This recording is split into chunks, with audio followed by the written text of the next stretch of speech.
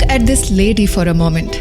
You will see her bowing down and touching the feet of an actor who played the role of Lord Ram in the famous Ramayana TV series. Personally, I feel it's such a sweet gesture of expressing her emotions. But there are certain people on the internet who find pleasure in trolling her by calling her names like uneducated, gullible, andhpaks, and so on. Not just people on the internet, there is also a sect of people within the Hindu community studying in the top university who think the story of Lord Ram is an imaginary myth created by somebody. But Rama is also an insecure person. There is myth making in Ramayana, in Mahabharata. But in this video, we will not waste our time trying to prove something to somebody. But we shall look at why the woman actually bowed down to a person in public, knowing fully well that he is just an actor. In this video, we will learn how one simple name Ram has shaped the ethos of this great country which we call Bharat. So do watch till the end. Ram se bada, Ram ka naam. You may have heard of these lines before. What it means is that the name of Ram is actually greater than Ram himself. Why is somebody saying that? When we dive a little deeper into it, we learn that the word Ram is not just another ordinary word. The word Ram itself, when uttered correctly, can be a powerful sound that can help us open up certain spiritual possibilities. Now, before we proceed to understand this, it is true that in different parts of the country, Lord Ram is referred to by different names. Many call him Ram. In southern Bharat, people call him Rama. In Tamil Nadu, people also call him Raman, and so on. When we refer to Ram as a person, depending on the language and the cultural influence, there could be some differences in the way we call him. But here in this video, we will just focus on the sound Ram, not trying to associate this sound with a specific person in history. Those of you who have been watching our videos for some time may have definitely seen that video in which we show how the vibrations of sound Om have an effect on the tonograph. How specific patterns are made on this instrument when different sounds are made. If you have not seen it, you will find this video on our YouTube channel, Social Vani. However, by now, there are hundreds of scientific studies out there that show the positive effects of the sound Om. Actually, the sound Om is a combination of three sounds, A, U and So it becomes Am. Have you tried to utter Am before? You don't need to learn some great meditation techniques. Simply close your eyes and chant Am, noticing the vibrations it is causing. Do it 21 times or more and immediately you will notice a certain sense of balance and meditativeness. And the best part is, you don't necessarily have to be a Hindu to chant it. Any human who chants it correctly will see the results because it is science. Now let's look at the word Ram. If you remove the sound R from it, what do you get? Yes, you guessed it right. It's Am.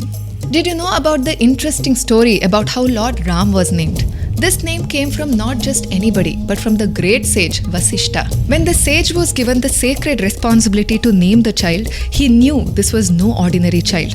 He wanted the name to be simple yet very powerful. He contemplated two great mantras, the Ashtakshari mantra, Am Namo Narayanaya, and the Panchakshari mantra, Am Namah Shivaya. He picked Ra from the Ashtakshari and Ma from the Panchakshari, and when these two letters come together, it becomes Ram, and it is said to have the power of both the mantras. In Bharat, it is common to find people who simply chant Ram, Ram for hours on end. Some people also do Likita Japa or written meditation on the sound Ram, where they write this word hundreds of thousands of times and have said to gain immense inner strength. A study was conducted by a team of innovative researchers called JETIR, where they experimented the impact of Rama Taraka mantra on adolescents. 40 participants were made to chant the Rama mantra while holding Chin Mudra for 48 days.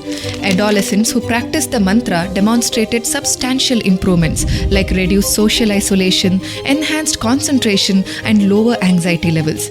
Positive behavioral shifts were also seen, such as decreased disobedience and improved relationships. Not just children, if you and I also chant with our eyes closed, we cannot miss the balance that comes within. Now let's say for a moment, you and I deny the existence of Lord Ram or deny his history by using words like myth, fiction, etc. Can we deny the sweetness of emotion that we feel after chanting the word Ram? If you sincerely chanted, you definitely cannot. Can you deny the balance that the sound brings within? We cannot. And that's one of the reasons why this culture is referred to as Sanatana Dharma, which means no one needs to prove anything to anyone. If you just pay attention to nature, it is simply there.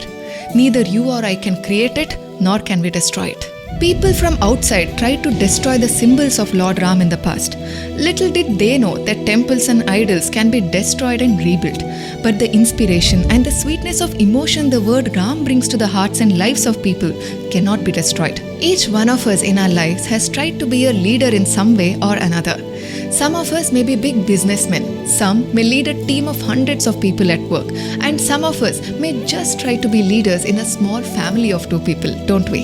If in any sense we have any aspect of leadership within us, the story of Lord Ram becomes the epitome of inspiration. I'm sure we all may have seen some video where how Lord Ram leads a fair and just kingdom in spite of many challenges. Remember the video of that lady in the airport? Just imagine the social obligations in her world. If I had to guess, she may be quite shy of society. But still, when she simply saw an actor who reminded her of that sweetness of emotion attached to the story of Ram, bowing down was so natural. Some of us may think, no, we may not be like that. We are quite practical. But if we truly look into ourselves, most of us are like that woman. If not, then why, when a new popular restaurant opens up in town, many of us want to queue up to simply taste the food?